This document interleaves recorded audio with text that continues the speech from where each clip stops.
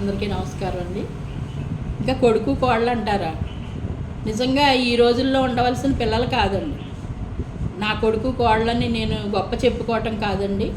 వాళ్ళ వల్ల నేను ఇంత అనారోగ్యం మనిషిని అయ్యుండి ఈరోజు ఇలా ఉన్నాను అంటే మా కోడలు నా కూతురేనండి.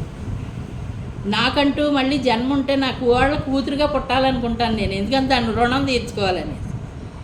అంత అనుబంధం మా ఇద్దరికీ. ఇప్పుడు పుట్టిన బుడ్డోడు ఉన్నాడండి, నిమిషం కూడా నన్ను వదిలిపెట్టి ఉండలేడు. అంటే అనుబంధం అలా పెనవేసిపోద్దండి. ఇంట్లో మనందరం ఒకలాంటి రిలేషన్ తోటి ఎప్పుడైతే నా కొడుకు నన్ను గౌరవిస్తున్నాడో నా కోడలు నన్ను గౌరవిస్తుంది. అమ్మో నానమ్మ అనేసి ఆడు కూడా గౌరవించాలి అనుకుంటున్నాడు. అంటే అక్కడి నుంచి మొదలవుద్దండి. లేదు అంటే మేము ముగ్గురం దెబ్బలాడుకుంటున్నాం అనుకోండి, ఆడికి కూడా లోకమైపోతాం కదండి. అందుకోసం ఎప్పుడు కూడా ఫ్యామిలీలోనూ పెద్దోళ్ళు చిన్నోళ్ళు అందరూ రిలేషన్ బాగోవాలండి. ఏది తెచ్చినా నలుగురిని తినాలి కూర్చుని అనుకుంటాను. ఏది తెచ్చినా నేనే తెస్తాను, ఇంట్లో అంతా నేనే చూసుకుంటాను. మా అబ్బాయి తన పని తాను చేసుకుంటాడు.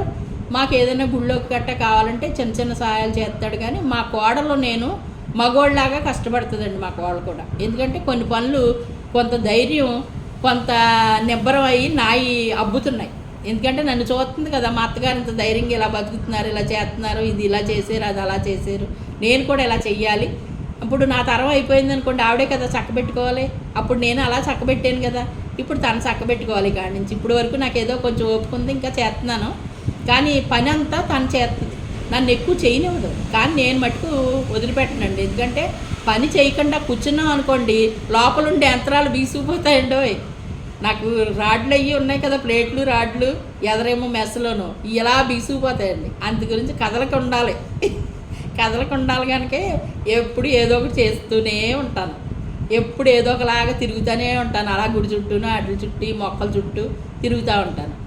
దాంట్లోనే సంతోషం ఎత్తుక్కోవాలండి. ఎప్పుడు కూడా మనం ఉన్న దాంట్లోనే సంతోషం ఎత్తుక్కోవాలండి. లేనిది ఎవరికో అపార్ట్మెంట్ ఉంది మనకు కావాలి, లేకపోతే ఎవరికో 100 కాసులు బంగారం ఉంది మనకు కావాలని అనుకోనండి నేను. అలాంటివి మనకు అసలు వద్దు అనుకుంటాను నేను. ఎందుకంటే మనకున్నంతట్లోనే చిన్న ఇంట్లో కాలక్షేపం చేస్తున్నాను నేను. దాంట్లోనే ఏసీ ఉంది, అందులోనే కొంచెం కొంచెం అలాగా అంతే. ఇరుకు నలుగురు వస్తే కూర్చోవటానికి ఉండదు. నాకు పిల్లలు మేమే అడ్జస్ట్మెంట్ చేసుకుని సర్దుకుంటూ ఉంటాం. లైఫ్ అంటే సర్దుబాటు అండి. సర్దుకుంటంలోనే లైఫ్ ఉంది.